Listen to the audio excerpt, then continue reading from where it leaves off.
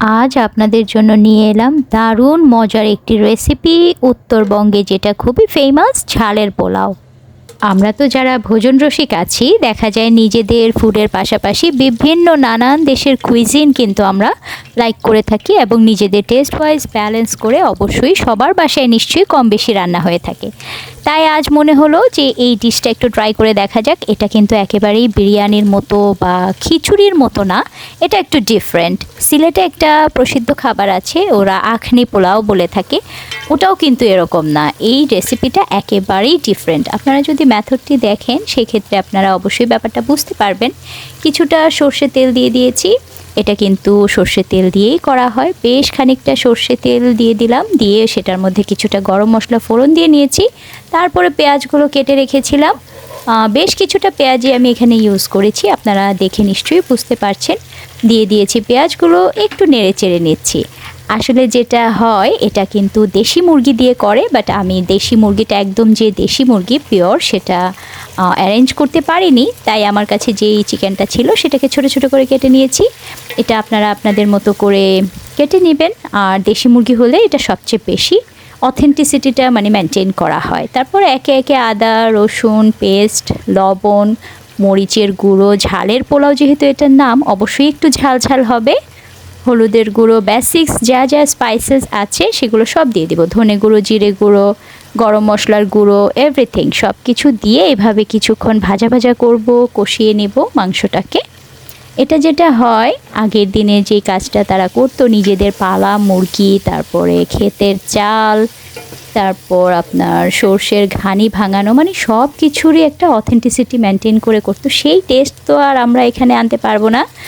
যাই হোক, যেটুকু আসলে ব্যালেন্স করে করা যায় আমি আমার মতন করে ব্যালেন্স করে করছি, সেটাই আপনাদের সঙ্গে শেয়ার করছি।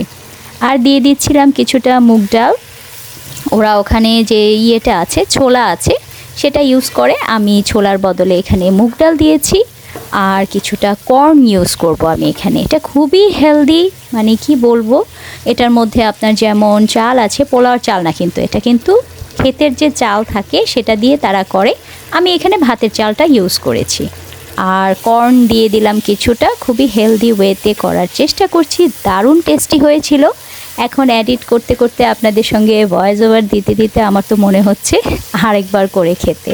খুবই মজা হয়, আপনারা জাস্ট ট্রাই করে দেখবেন, তাহলেই আপনারা বুঝতে পারবেন। আর যেটা ঝালের পোলাও অথেন্টিক যেটা করতো, ওনারা তো সেই সময় দেখা যেত নিজেরা পাটায় মশলা বেটে একেবারে মানে পালা মুরগি দিয়ে এভাবে রান্না করতো, সেটা টেস্টই ছিল অন্যরকম। বাটা মশলার টেস্ট কিন্তু আর যাই বলেন অবশ্যই মানতে হবে, সেটার টেস্টটা কিন্তু অন্যরকম। আর গুঁড়ো মশলা দিয়ে আমি এভাবে কষিয়ে নিচ্ছিলাম পুরো মেথডটা। আর ভাবছিলাম আগের দিনের যারা আসলে এভাবে বেটে রান্না করতো তাদের কতই না কষ্ট হতো। তো যাই হোক, ডিফারেন্ট টাইম আসলে কি বলবো, সেটা তো কিছু বলার নেই। তবে আমার এটাও খুবই মজা হয়েছিল, আপনারা এভাবে ট্রাই করে দেখতে পারেন, খুবই টেস্টি হয়। তারপর চালটা দিয়ে দিচ্ছিলাম, চালটা ধুয়ে রেখেছিলাম, আগে থেকেই ভেজানো ছিল। মাংসটা কষিয়ে তারপরে খুবই দ্রুত হয়ে যায়, চিকেন হতে খুব একটা সময় লাগে না। তার উপরে আবার এইভাবে যদি আপনি কষিয়ে রান্না করেন সেক্ষেত্রে সময়টা আরও কম আসে, আর এত নাইস একটা ফ্লেভার এনহ্যান্স হচ্ছে, অ্যারোমাটা মানে কি বলবো, অবশ্যই আপনারা ট্রাই করে খাবেন। তারপরে কিছুক্ষণ ভেজে নিতে হবে, সরষের তেল দিয়ে রান্না করছি, তার সাথে ছিল আপনার মশলাগুলো, গরম মশলা, চিকেন, সব কিছু একেবারে মাখো মাখো। তারপর এই পর্যায়ে যখন একটু ভাজা ভাজা হয়ে যাবে, তেলটা আমি একটু বাড়িয়ে দিয়েছিলাম, আপনারা নিশ্চয়ই দেখেছেন। এ পর্যায়ে যখন একটু ভাজা ভাজা হয়ে যাবে সেক্ষেত্রে আপনারা গরম পানিটা অ্যাড করে দেবেন।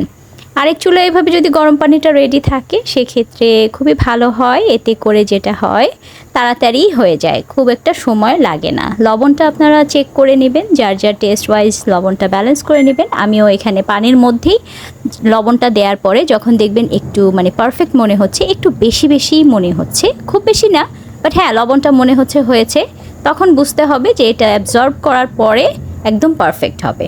তো এই তো, তারপর লাস্টলি একটু কাঁচামরিচ দিয়ে ঢেকে রেখে দিয়েছিলাম, দমে চলে গিয়েছে আমার পোলাওটা। এভাবে থাকবে আধা ঘন্টার মতন। এখন যেটা করছি সেটা হচ্ছে একটু পেঁয়াজ এভাবে স্লাইস করে কেটে নিয়েছি, এই পেঁয়াজটা কিন্তু এই ঝালের পোলাওয়ের সঙ্গে দারুণ মজা লাগে।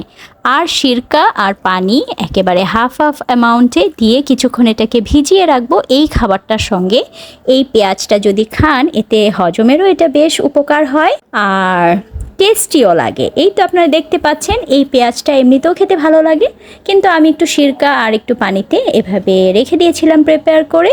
আর তারপর ভাবলাম আরেকবার একটু মাঝখানে নাড়া দিয়ে আসি। এই তো আপনারা দেখতে পাচ্ছেন সব একেবারে মাখো মাখো হয়ে গিয়েছে, কিছুক্ষণ পরেই ডান হয়ে যাবে। আপনারা চাইলে অবশ্য এই ফাঁকে একটু সালাদ প্রিপেয়ার করে নিতে পারেন, কিন্তু আমি যেহেতু অনিয়নটা এভাবে প্রিপেয়ার করে নিয়েছিলাম তাই আমি আর সালাদটা নেইনি। এভাবে আমি একটু আচার নিয়ে নিব, আচারের সঙ্গে খেতে এটা খুবই মজা লাগবে। এই হচ্ছে এটার ফাইনাল লুক। দেখে কতটা লোভনীয় লাগছে না, তাই না? এটা একেবারে খুবই হেলদি একদম, কি বলবো, চিকেন দিয়ে এভাবে আপনারা খুব ইজি ওয়েতে বানিয়ে নেবেন। তারপরে এই তো চুবানো ছিল যে আমার অনিয়নগুলো, পেঁয়াজের যে, এটা খুবই মজা লাগে। এটা আপনার কিন্তু হজমেরও অনেক সহায়তা করে থাকে। ঠিক আছে, তো এই তো আমি এখানে নিয়ে নিচ্ছি প্লেটে। আমার খাবারটা রেডি হয়ে গিয়েছে, আমি এখন আমার মিলটি এনজয় করব। আশা করছি রেসিপিটি আপনাদের ভালো লেগেছে। আর যদি ভালো লেগে থাকে অবশ্যই লাইক কমেন্ট শেয়ার করে পাশে থাকবেন আশা করছি। আর এই তো ছিল আমার আচার, বাস একেবারে আলহামদুলিল্লাহ খুবই মজা করে একটা খেয়েছিলাম। এখন তো এডিট করতে করতে আমার এখন আবার লোভ লাগছে। তো যাই হোক, আপনাদের আশা করছি রেসিপিটি ভালো লেগেছে।